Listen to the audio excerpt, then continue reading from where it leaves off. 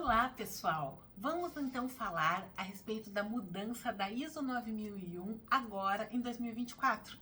Essa alteração ocorreu no dia 23 de fevereiro de 2024 e ela trouxe duas alterações. Sobre o que trata, afinal de contas, essas duas alterações da ISO? Ela traz tratativas referentes às alterações climáticas e os seus efeitos, os seus impactos nas organizações. Então, veja, o que surpreendeu, isso já estava em discussão, né? Já estava se tratando da revisão da ISO, mas o que surpreendeu foi que essa alteração ela foi publicada na sua versão, né, original em inglês, porém ela ainda não foi traduzida pela ABNT. Mas alguns organismos certificadores já estão cobrando. Então, alguns estão tratando isso de forma orientativa, comunicando os seus clientes e solicitando que a sua documentação seja alterada, incluído esses requisitos, e alguns organismos já estão cobrando de forma sistemática, inclusive gerando não conformidades. Tá, mas afinal de contas, o quanto isso vai impactar? Na verdade, para nós na área de construção civil, há impacto? Sim, mas é um impacto documental. Ele até tem o impacto que a gente vai tratar aqui, que é o que realmente as mudanças climáticas trazem de impacto para o nosso negócio, mas efetivamente, documentalmente falando, basicamente a norma fala da alteração do item 4.1 e 4.2, que tem relação com a análise de contexto e com os requisitos das partes interessadas.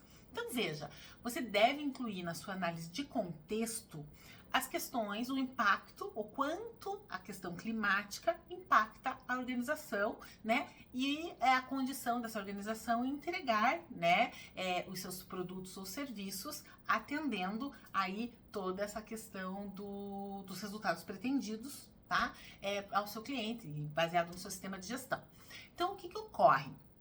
Hoje, se a gente parar para pensar, a questão climática altera ou gera algum tipo de impacto no negócio, na construção civil especificamente, né? Sim, a primeira coisa que toda construtora tem em mente, né? Todo engenheiro, não existe ninguém quem saiba mais sobre o clima do que o engenheiro, né? Na previsão do tempo. Por quê? Porque, obviamente, se a gente passa por um período de chuva muito intensa, isso vai gerar um impacto no nosso cronograma. E se afetar o nosso cronograma, a gente vai ter problemas relacionados a custos e a gente tem também problemas relacionados ao prazo de entrega, né? Então, períodos muito extensos de chuva geram impacto, principalmente quando a gente está falando de serviços na fase de fundação, na fase de fachada, né? E o impacto é grande. Isso pode acarretar aumento de custo fixo, atraso na questão da obra. Mas a gente tem outras coisas. Essa é a primeira coisa que vem na nossa mente. Mas existem outras coisas também, né? Por exemplo, vamos associar ISO, mudança climática e norma de desempenho, por exemplo. Quando a gente fala em norma de desempenho, a gente vai ter lá um requisito específico que vai falar do dimensionamento de calhas. Quando a gente fala em calhas, a gente está falando de projeto, de dimensionamento, de manual do proprietário, né? E de problema no pós-uso desse empreendimento. Será que a mudança climática gera algum impacto nesse sentido?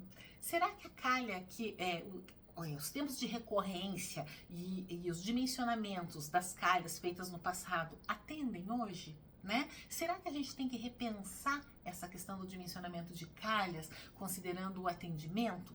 Então, são coisas que a gente tem que pensar e pontuar. Será que isso é relevante para o seu negócio? Você faz uma obra industrial, isso é relevante? Você faz uma obra residencial, isso é relevante? A pensar, né? Outra questão que eu acho que é uma mudança bem significativa que está acontecendo. Não sei de que lugar do Brasil você é, mas eu sou de Curitiba. Até algum tempo atrás, ar-condicionado não era um pré-requisito em Curitiba, né? Curitiba é uma cidade conhecida por ser uma cidade fria, onde a gente não tinha problema com altas temperaturas. Porém, o que ocorre aí nos últimos anos, diria aí dos 3, 4, 5 anos? A temperatura vem aumentando significativamente. Esse ano, por exemplo, nós tivemos temperaturas altíssimas fora de padrão para Curitiba, onde não é possível e as casas não estão preparadas para isso. Então, hoje, acaba sendo um pré-requisito a questão de infraestrutura de ar-condicionado. Isso, quando a gente está falando de médio alto padrão, está mais tranquilo. Mas e a habitação popular?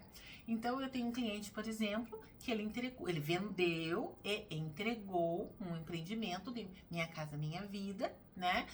Sem infraestrutura, de ar-condicionado, nada, em alvenaria estrutural. E aí, na hora de fazer a pesquisa de satisfação, qual que é o questionamento? Muito quente. Então, e não tem infraestrutura. Então, veja, isso afeta a questão do desempenho térmico, quando a gente fala na questão de norma de desempenho mesmo, que a gente avalia desempenho térmico, mas ok, antes ninguém se reclamava, mas agora, no natural, vamos falar assim, sem o uso de um condicionamento de ar, né? Isso está sendo afetado. Então, o sistema construtivo talvez não esteja dando conta. E qual que é o agravante disso? Se eu faço concreto armado com alvenaria de vedação, ok, eu posso quebrar e fazer minha infraestrutura. E se eu faço alvenaria estrutural? E se eu faço parede de concreto? Como é que esse cliente pode fazer uma adaptação posterior? Então, são coisas que devem de concepção de projeto. Então, será que eu preciso já pensar que, em função das condições climáticas, né, das mudanças climáticas, eu já preciso repensar o meu projeto e talvez trazer isso como uma entrada de projeto a considerar, mesmo se eu estiver falando de uma obra popular? Considerar algum ponto de infraestrutura de ar-condicionado? Então, aqui não é uma resposta, eu não estou dizendo que você tenha que colocar esses meus 3 exemplos na sua análise de risco, sua análise de contexto, mas estou dando exemplos de coisas distintas, mas que se interrelacionam. Então, a gente tem a questão da ISO com as mudanças climáticas, a gente tem uma solicitação de atendimento em relação à norma de desempenho, e a gente tem a vida real, onde a gente sente no dia a dia os impactos disso. Então, a norma ela está trazendo essa questão de avaliar na análise de contexto, na questão do ambiente externo, né? Esse risco ou, eventualmente, uma oportunidade, mas muito mais olhando para um risco da questão da mudança climática, e aí a gente trabalhar o que a gente vai fazer em função disso. Então, cada empresa, dependendo do seu nicho, dependendo do tipo de obra que executa, vai ter que ter um olhar para isso. Tá? E aí a questão dos requisitos das partes interessadas. Então, elas podem ter requisitos específicos, como, por exemplo, essa questão que eu falei para vocês, né, nesse meu último exemplo, da questão do conforto térmico, ou do desempenho térmico da edificação, que poderia, o desempenho térmico, ele vai atender requisitos específicos lá da norma de desempenho, mas esse conforto térmico, né, essa sensação de que está muito quente. E aí passa a ser, né, um requisito do cliente essa questão da parte interessada, essa questão do atendimento, até de uma infraestrutura. Então, coisas a considerar. Então, basicamente, a mudança da ISO trata sobre isso. Cada empresa deve avaliar para o seu negócio, para o seu contexto, e para as suas partes interessadas, o quanto isso impacta. A partir disso, deve ser registrado na sua análise de contexto, na sua análise crítica da direção, né? A sua análise e também a questão da gestão de riscos em relação a isso. Se você identifica isso como um risco, se há necessidade de você mitigar esse risco, que ação você pode tomar para verificar aí um melhor atendimento a essa questão das mudanças climáticas, ok? Veja, isso se aplica, eu falo especialmente para a construção civil, né? Que normalmente é a área onde eu atuo mais e a gente está muito vinculado ao PBQPH, ao SIAC, né? E normalmente a empresa que tem certificação no SIAC, no PBQPH, tem a ISO. Então, a ISO já passou a exigir.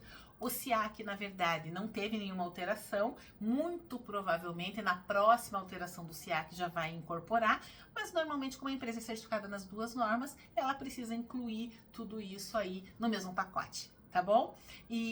Mas se aplica para qualquer empresa certificada na ISO. Então, eu falo muito voltado para a construção civil, mas essa alteração de ISO se aplica a qualquer ramo de negócio. Então, se for num comércio, você tem que avaliar se a mudança climática gera algum tipo de impacto no teu negócio. Se você é de uma indústria metalúrgica, a mesma coisa. E assim para qualquer outra área. Tá bom?